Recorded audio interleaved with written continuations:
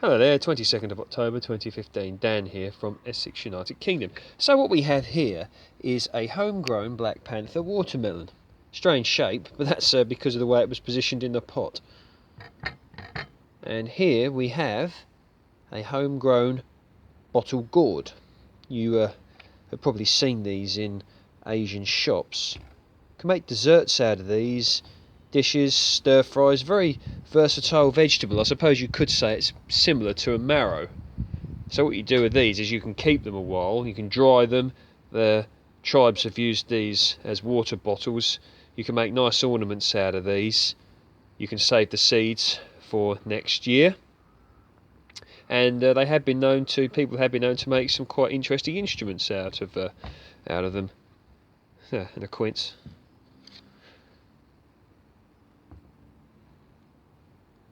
So what we're going to do is cut open this watermelon and see what he looks like.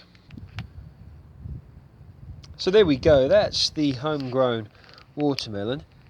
Quite a nice red actually, it's a lot redder than the one you may remember that I cut open a few weeks ago. We all like our watermelons a deep red.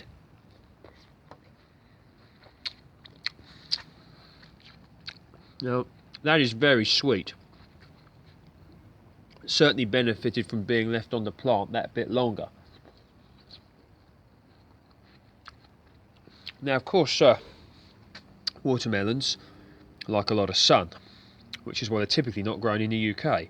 But there is a misconception that it cannot be done. Well, here you go, it can. I mean, of course, Essex is one of the warmer parts of the UK, at least in the summer. And I did grow these in a polytunnel.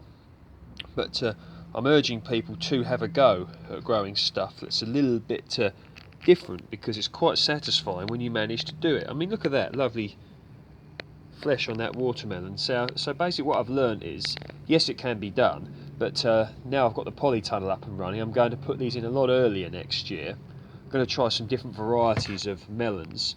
Apparently Romanian watermelons are meant to be some of the best to grow, because they can get to around 20 to 30 kilos, I've been told by a Romanian person.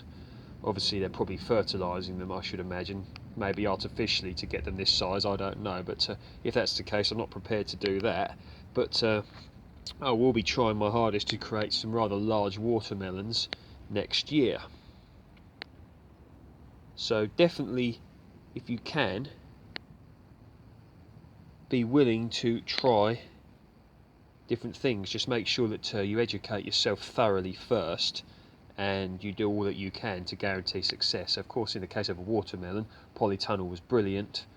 Lots of horse manure, lots of water, at least initially, although they say towards the end ease off on the watering to increase the sweetness.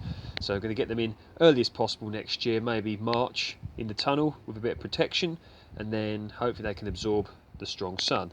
Of course, now what we got here is, I showed you earlier, this is the bottle gourd. Now I'm not going to cut this open because I intend to dry this in order to save the seeds for next year, or I might even try to make some sort of water bottle or ornament out of it.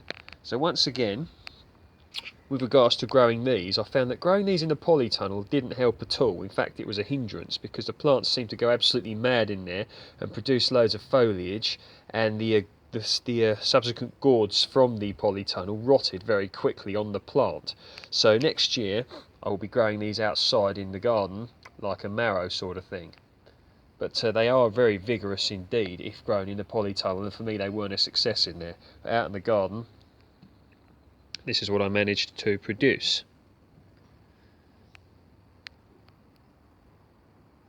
Okay, any questions? Please ask.